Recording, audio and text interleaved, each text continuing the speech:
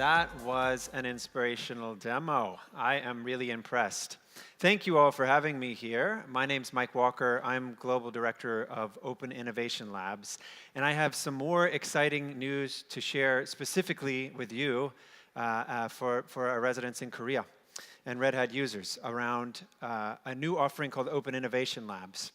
But first I want to talk about all that technology that we just saw in the demo was just simply phenomenal, and I'm really excited. It gives me a lot of ideas worth exploring. Now I have some bad news and then I have some good news. We are so focused on finding innovative new ways to do business, and the bad news is that technology alone is not going to get us there. Technology does not buy innovation. It's a tool bag. Real innovation comes from us, from people, from creative people. It's something we naturally do. We are naturally innovative and naturally creative. And when we create the space for creativity, innovation can emerge, right? We need to create that space. We saw in the demo that automation creates the space for more innovative activities.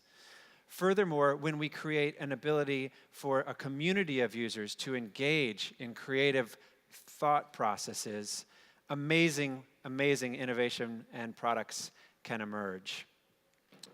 So I want to explore that a little bit, and I like to start with this quote from David Bray. Now, David works with Vint Cerf at People-Centered Internet. Vint was one of the creators of the intranet. And David reminds us, when we talk about any kind of innovation, technology change, whatever it may be, it's about people, and it's about organizational cultures first, before we get excited about any particular technology. And it's about how people come together to get things done. So it's really creating these engaged communities of users that have exciting new ideas and can work together that is fundamental to innovation. But there is a challenge and a problem that we all probably face, especially in large enterprises. And it's not our fault. It's a product really dating back to the Industrial Revolution and to Taylorism. To the time when we used machines to replace manual labor. And that's that we've created organizations that are top-down in nature, that are command and control oriented. And this is very good for driving operational efficiencies, for driving incremental changes and improvements in a system. It's a system where command and control determine your rank, your pay, and your ability to make changes in the environment. Well, about 3 years ago, our CEO wrote a book, Open Organization, and he revealed how open organizations work differently and fundamentally changed the game. In an open organization, engaged communities of users can bring ideas from anywhere, from themselves, from other communities, and we've created a system that allows those ideas to bubble up. It's a system that is guarded by meritocracy, letting the best ideas win, and by letting the sparks fly, debate. But this allows us to fundamentally change how we innovate and how we create. So we believe that open source is more than just about code. It's about culture. It's about creating the space for organizations to thrive.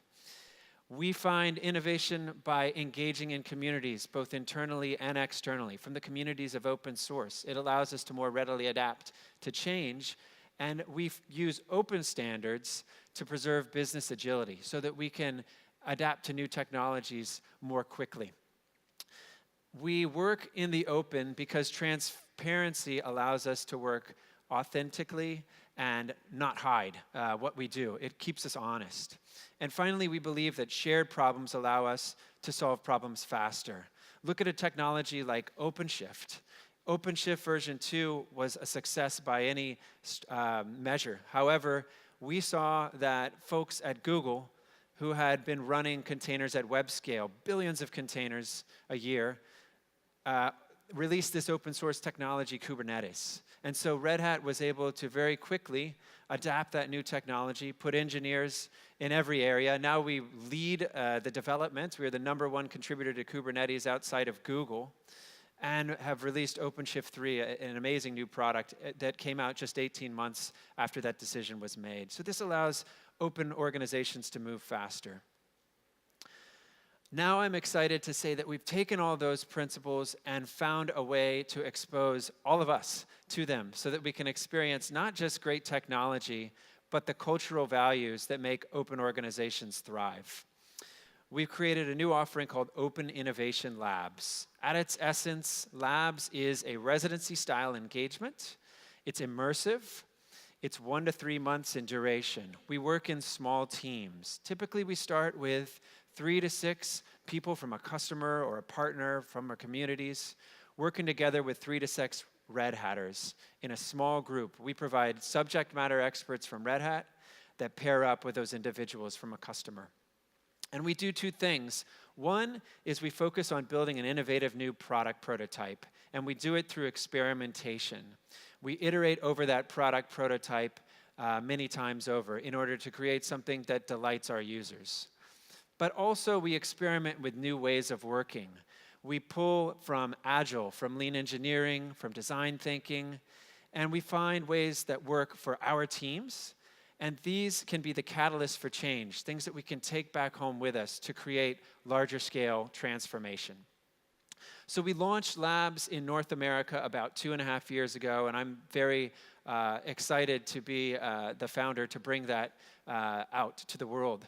We've since expanded to EMEA and to APAC, and I'm here today to share exciting news that we are bringing Open Innovation Labs to Korea. So looking back at Open Innovation Labs through our first 2 years of activity, I want to share with you some pictures to show you what life is really like at Labs. First, this is an example of our lab. This actually is our London facility. You'll notice that it's a little bit raw. It doesn't look like a Red Hat office. This is on purpose. We want people to come in and realize we're doing unfinished work. We're building new prototypes.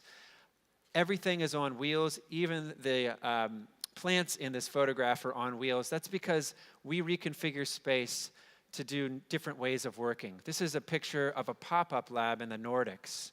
Pop-up labs are a very popular concept because it allows us to bring Red Hat subject matter experts to anywhere in the world and create a purpose-built space for working together. The other thing we do when we set up a labs residency is use automation. So you saw examples of that in Insights, leveraging Ansible playbooks. We automate the deployment of an entire labs environment that provides all the software you need to begin application development on day one. And we can do it in any public cloud or private cloud environment in 1 hour or less. So this is really powerful, and coming to Labs, you can experience what it's like to do infrastructure as code and really treat everything as code. We kick off by building a backlog of activities that might include things like icebreakers. We're bringing together teams that may have never worked together, a product owner, developers, infrastructure architects, operations team. And so we need to get to know each other and build camaraderie. From there, we realize, hey, we've got a fixed amount of time, usually 1 to 3 months. We've got a fixed amount of people. There are a lot of things that we could do. We're naturally curious about exploring technology. But how do we prioritize our work? And so we do a team exercise called priority sliders to stack rank the priority of all of the explorations we'll execute during the residency. And we can come back to that to rank our backlog and prioritize our work. We set target outcomes. Often when we're working in an agile fashion, we've got individual stories to work on, but you can lose sight of the forest for the trees. So each week we look back at what we learned and we say, based on those learnings, here are our new outcomes to explore in this week, and it keeps us focused. We leverage a tool called the social contract. Instead of dictating to the team, you must show up from these hours of the day to work, no checking your emails, we use the ability to bubble up from the team themselves ideas about how we want to work together. And you can see we're signing our commitment just like a contract in this picture. So often in technology, we spend too much time working on items that aren't well defined, or even continuing to iterate on an item that's ready for market. So we define a definition of ready and a definition of done to make sure we're spending our time in the right places. Then we get to understand our customers, the users. We use a technique called user story mapping to map the customer's journey, and then define work items through slices that we can deliver to our customers. So this picture shows how we can create a backlog of activities that provides an entire customer journey, and then each slice represents a release, a minimum viable product that we can get into our customers' hands so that they can provide fast feedback and allow us to build a product that delights. You'll notice that everything is on the walls. Everything is represented visually. It's really important that we radiate everything we do at Labs, because when we bring in stakeholders and business executives, we can walk the walls. And in 10 minutes, through visualization, we can show what every member of the team is doing and show the value that we're providing right then and there. We leverage techniques like pair programming to mentor on all of these emerging technologies. We have an expression, pair to program and mob to learn. So often it's good to bring in bigger groups for learning and education activities. We do a demo at the end of every week. It's so vitally important to show our stakeholders consistent progress, where we have working prototypes in the hands of users each week of a Labs residency. But we also look back as a team using retrospectives to determine what's next, what worked well, what we need to change, so that we can continue to iterate on our ways of working. This all culminates in a big event called Demo Day. This is like a startup working in an incubator where we get to show in a short amount of time the product that we've created while working at Open Innovation Labs. And it goes beyond the product. What we inevitably create is a team that's energized, a team that's using creativity to drive innovation, new technology, and a team that's unified with one mission, that wants to bring that back to their enterprise to scale the transformation.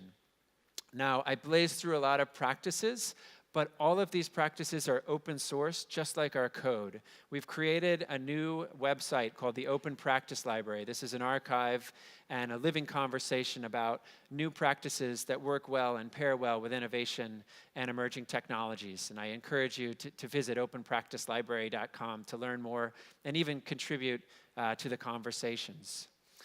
Now, as I mentioned, we've launched and are beginning to spread worldwide. My very exciting news is we are now offering Open Innovation Labs in Korea.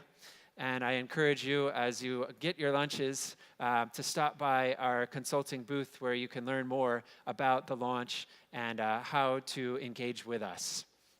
So with that, we'll close the morning session. If you're interested to innovate, please meet me in the booth. Thank you very much.